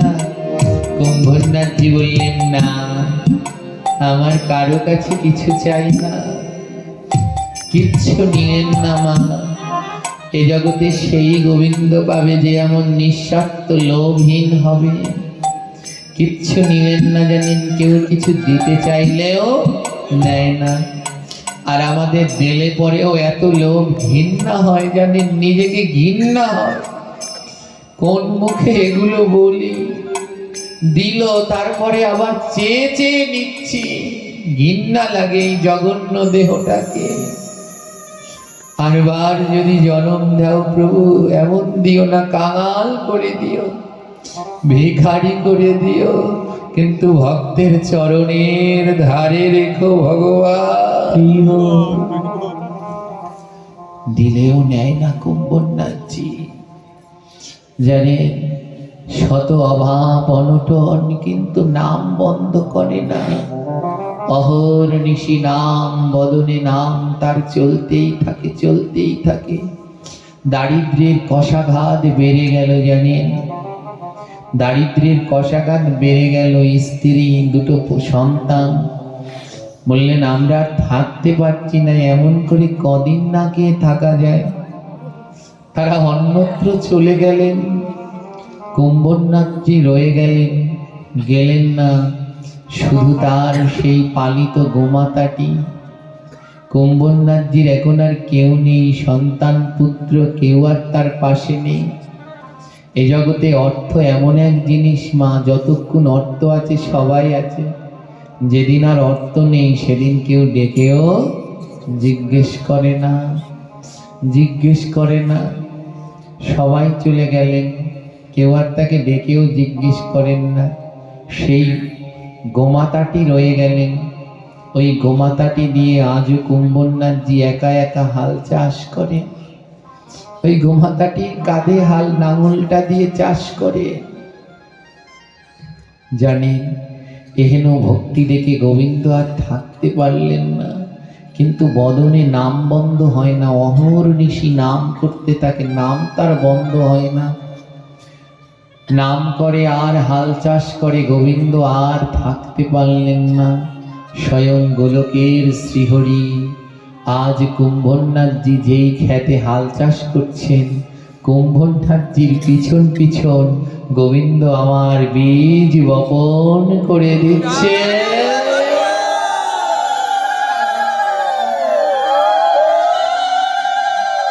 কুম্ভনাথজি পিছন ফিরে তাকিয়ে দেখে স্বয়ং ভগবান তার জমিতে বীজ বপন করে দিচ্ছে। লুটিয়ে পড়লেন, কানাই তুমি? ভগবান বললেন, ও বন্ধু, যে আমায় এমন করে ডাকে, নয়নের জল দিয়ে জমি সেচ দিয়ে দেয়, তার জমিতে তো আমি বীজ বপন করতে আসবই আসব। এ জগতে যার কেউ নাই, তার আমি আছি। সেই দিন থেকে কুম্ভনাথজি চাষ করে আর গোবিন্দ আমার বীজ বপন করে। কুম্ভনাথজি আগাছা পরিষ্কার করে, গোবিন্দ আমার পাশে বসে বসে নাম শ্রবণ করেন। গোবিন্দ বড় ভালোবাসেন নাম শ্রবণ করতে মা। জানেন, যখন সন্ধ্যা আরতির সময় হয়, কুম্ভনাথজি তাড়াতাড়ি করে ওই যে প্রতিদিনকার নিয়ম, সন্ধ্যা হলে পরে এই খড়কুটো বিছিয়ে ভক্তদের নিয়ে নাম করতে বসে পড়ত। যেই না সন্ধ্যা আরতির সময় হয়ে যায়, কুম্ভনাথজি চলে যায়, ছুটে চলে যায়। গোবিন্দ বলছে, কোথায় যাচ্ছ ভক্ত? বলে জানো না সন্ধ্যাবেলায় আমি প্রতিদিন ভক্তদের নিয়ে নাম করি, জানো না প্রতিদিন আমি ভক্তরা আসে আমার আঙিনায়, ওই খড় বিছিয়ে আমি প্রতিদিন নাম করি, তুমি জানো না? ভগবান বলে কি দরকার আছে, নাম করার কি দরকার আছে? নাম তো করো আমার জন্য, আমি তো তোমার কাছে, তুমি আমায় ছেড়ে কোথায় যাও? যেও না, এখানেই থাকো, আমি তো তোমার কাছে আছি, যেতে হবে না, এখানেই আছো। কুম্ভনাথজি বললেন শোনো, আমি যাকে দিয়ে তোমাকে পেয়েছি তাকে ছাড়তে পারবো না। ও কৃষ্ণ, তুমি তো আমার কাছে এমনি আসনি, প্রতিদিন নাম করতাম আর ওই উঠানে বসে সাধু সঙ্গ করতাম, যখন সাধুরা যেত ওই ধুলার মাঝে গড়াগড়ি দিতাম, ওই ধুলার গুণে নামের গুণে তুমি এসেছো, আজ তোমায় পেয়ে নাম আর ভক্তের ধুলা আমি বলতে পারবো না।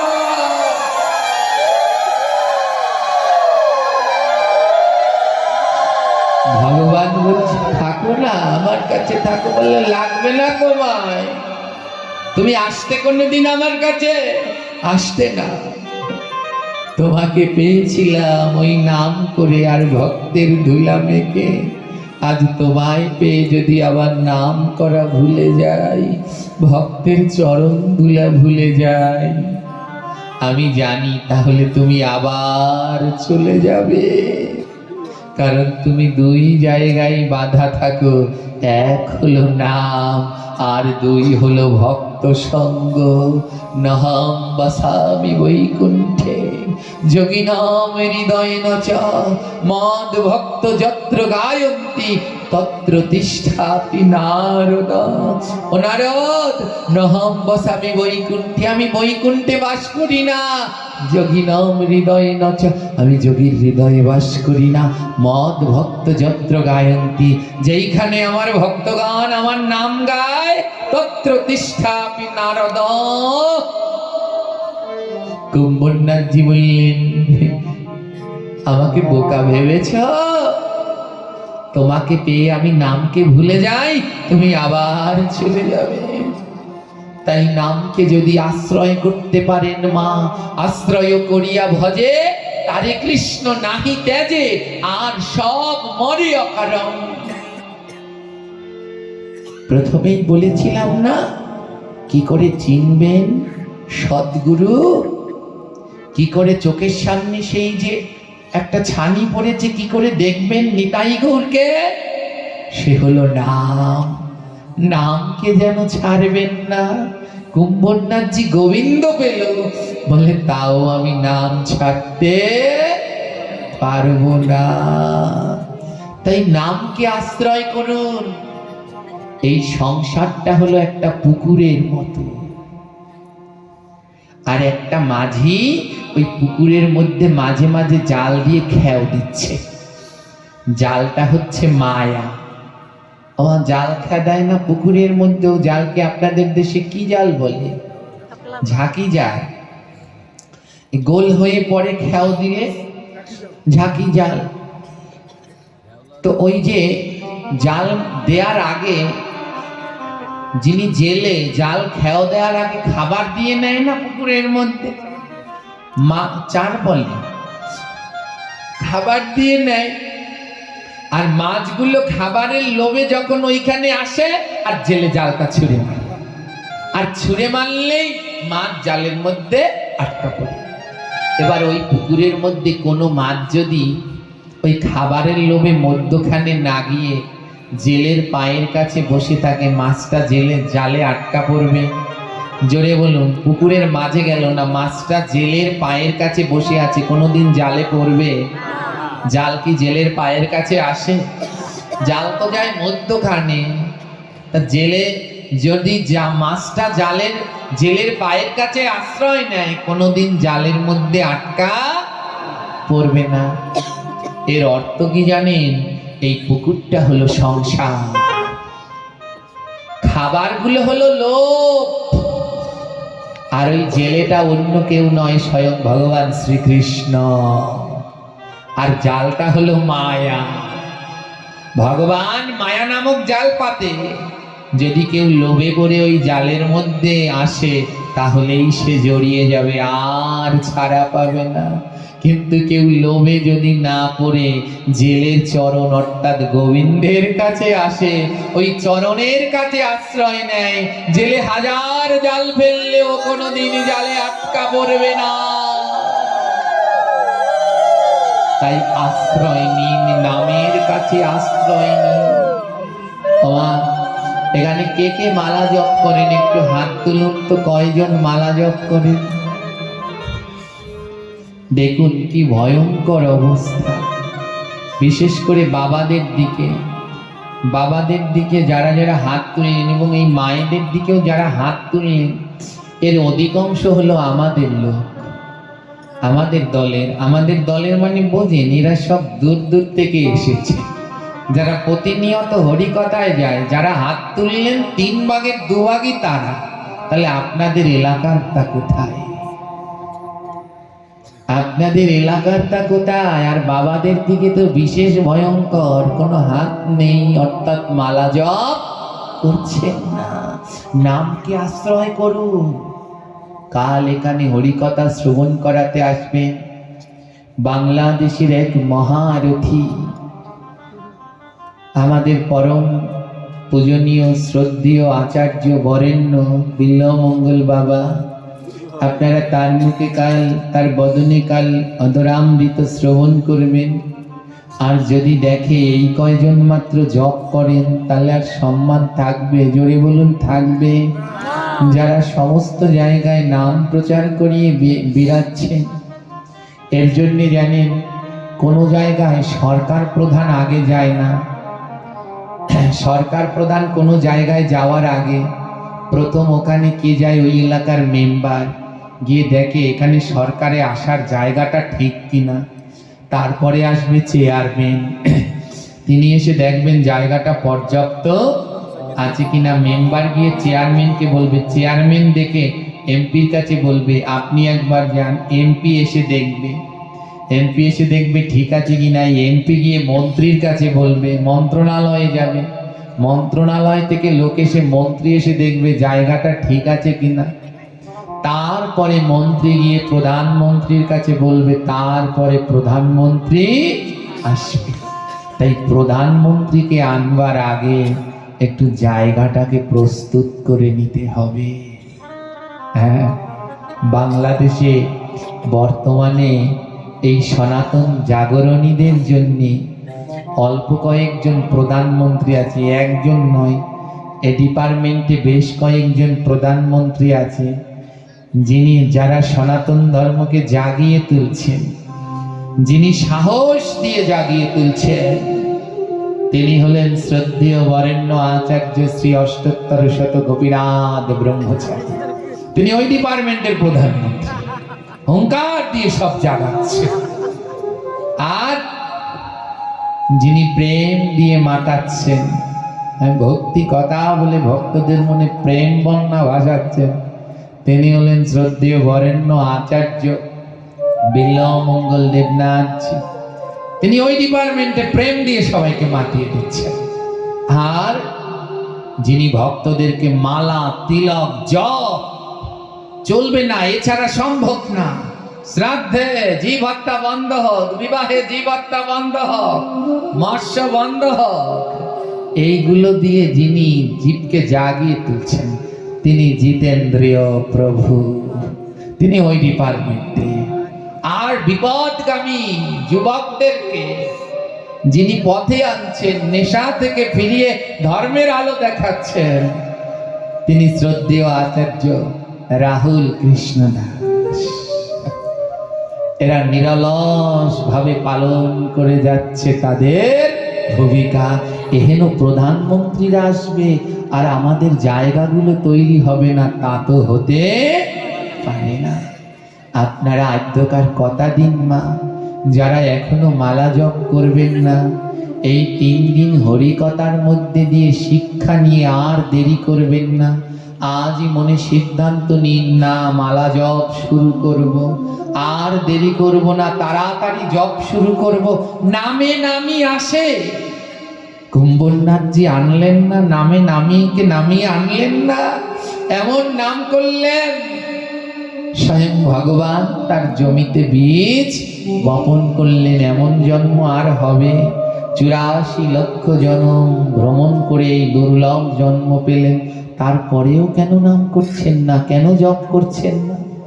তাই যারা এখনো মালা জপ করছেন না, আপনাদের চরণ ধরে এই অধম সন্তান বলছে, আপনারা তাড়াতাড়ি জপের মালা নিন এবং সবাই জপ করুন।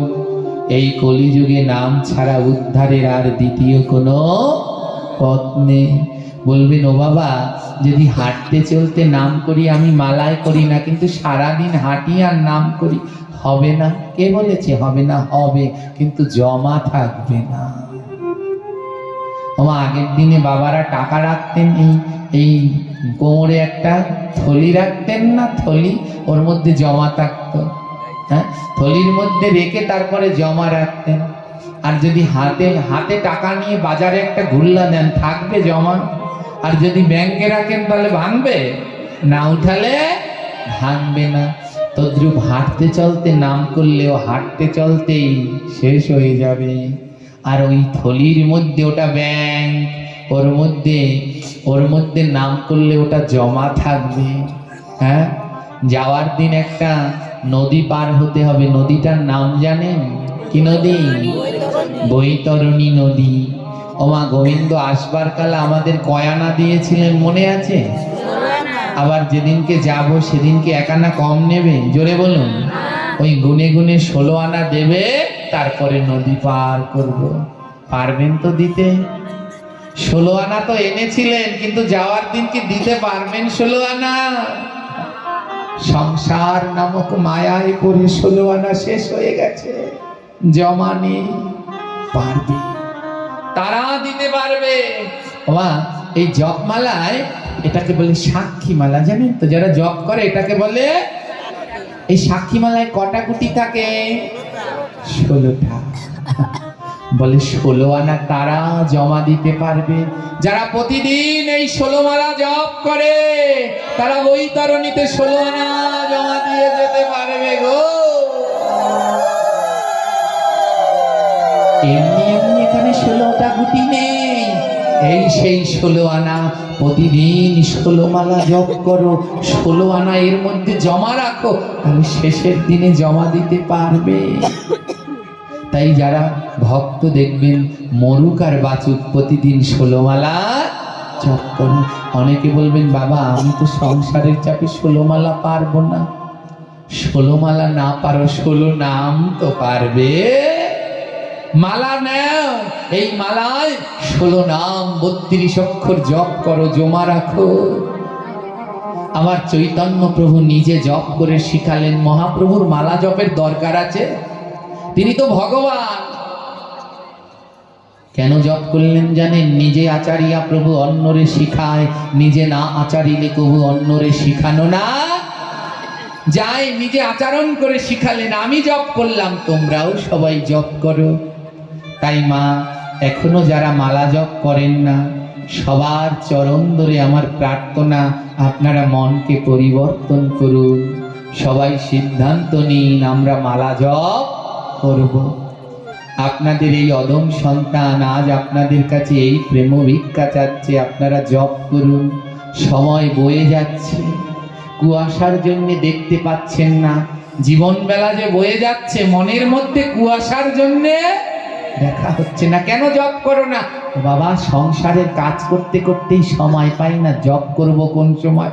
ওই যে কুয়াশা, ওর জন্যেই সময় বয়ে যাচ্ছে, কিন্তু দেখতে পাচ্ছ না। তোমার যাওয়ার সময় হয়ে গেছে। তাই যাওয়ার জন্য তো কিছু নেও, কিছু গোছাও। এই সংসারের জন্যতে অনেক গুছালে, এবার ওখানে যাওয়ার জন্য কিছু গুছিয়ে নাও, ওখানেও তো যেতে হবে। তাই কুয়াশাকে ত্যাগ করে সবাই মনে সিদ্ধান্ত নিন, এই স্বল্প সময় নাম মাহাত্ম্যে আজ আমি দেখতে চাই কার মনের ভিতরে ইচ্ছা জেগেছে, না আমি মালা জপ করব। যদি আজ 2-1 জনকেও পাই যে মনের ভিতরে ইচ্ছা জেগেছে, এতদিন জপ করিনি, জপ করব, তাহলে আজ আমার ভাগবত পাঠ ধন্য। কেউ আছেন মা? তাহলে হাত তুলুন যারা এখনো জপ করেননি। কিন্তু আজ ওই যে একজন বাবা হাত তুলে দিয়েছে, একজন যখন শুরু করেছেন আরো করবেন, তুলুন। যারা ওই যে অনেক বাবারা তুলছেন, বাবাদের ভিতরে আগান। যারা এখনো জপ করেননি দুটো হাত তুলুন, মনে আশা আনুন যে আমরা মালা জপ করব, এমন দুর্লভ মানব জন্ম বিফল যেতে দেব না, এ জীবন কৃষ্ণ নাম করে পূর্ণ করব। আজ যারা যারা দুটো হাত তুলে কথা দেবেন না আমরা জপ করব, আপনাদের আমি কথা দিচ্ছি, আপনাদের নামে আমি গোবিন্দের কাছে ধ্বনি করব। গোবিন্দ যেন আপনাদের পূর্বের অপরাধ ক্ষমা করে আপনাদের নতুন জীবনের সূচনা করে। তাই প্রেমছে যারা জপ করবেন, জয় জয় শ্রীনিতাই গৌর প্রেমানন্দে, গৌর হরি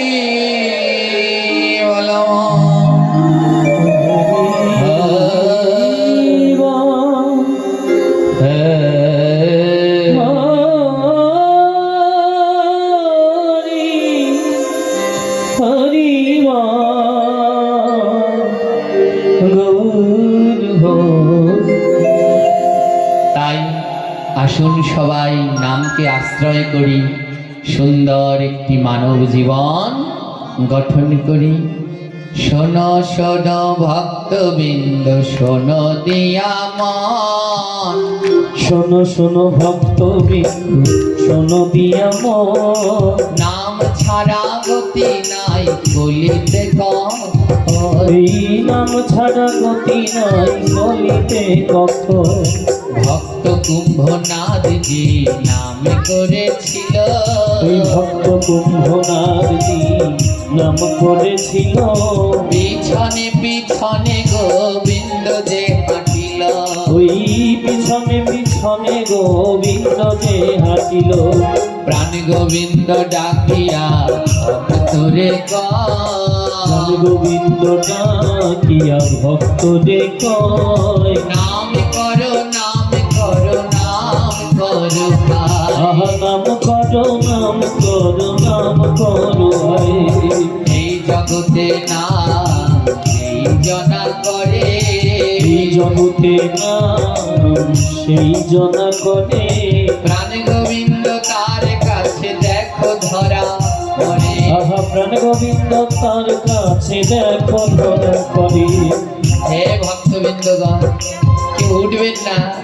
এই জগতে যদি নাম করতে পারে গোবিন্দ তার কাছে ধরা পড়বে। আদ্যকার আমরা যারা হরিকথা আলোচনা করি, এই হরিকথা মধুময় হয় বেশ কয়েকটি কারণে। তার মধ্যে একটি হলো মধুময় সঙ্গীত, যারা পার্শ্বে কীর্তন করে, যারা বাজায় তারা, আর আমাদের সকলকে সহায়তা করতে যারা বিশেষ ভূমিকা পালন করে সে হলো এই সাউন্ড সিস্টেম। এই সাউন্ডটা যদি ঠিক না থাকে তো কীর্তন করেও কোনো আনন্দ পায় না, হরিকথা বলেও আনন্দ পায় না। এই দিকে যখন আমরা হরিকথা প্রচারে আসি, যেই না শুনি সুবলের সাউন্ড, মনের মধ্যে আনন্দের বন্যা। আজকে আর ভয় নাই, হ্যাঁ আজকে আর কোনো ভয় নাই। যেদিন শুনি সুবল বাবার সাউন্ড আছে সেদিন একেবারে নির্দ্বিধায়, আজকে আর গলার সাথে কোনো জোড়াজুড়ি নাই। আজ সেই সুবল বাবার সাউন্ড সিস্টেমে পাঠ করতে করতে একেবারে সুবল বাবার বাড়িতেই এসে হাজির হয়ে গেলাম। আমার এই সুবল বাবার জন্য সবাই প্রার্থনা করবেন।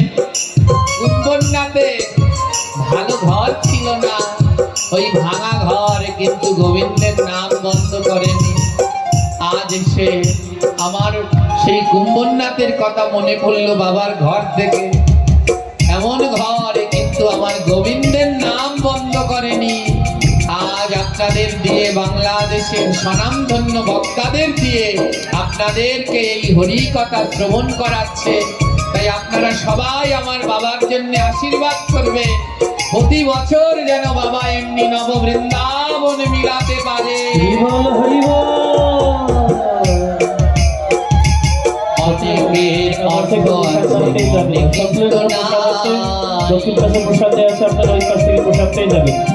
আপনারা সকলে এই প্রসাদের ব্যবস্থা করা অনেকের হয়েছে। অর্থ আছে মনে কিন্তু নাই, অনেকের অর্থ আছে মন কিন্তু না, আবার অনেকের মন আছে অর্থ তাদের নাই। আহাই অনেকের মন আছে অর্থ তাদের নাই। অনেকের ভগবান ধন দিয়েছে কিন্তু মন দেয়নি, আবার অনেকের মন দিয়েছে কিন্তু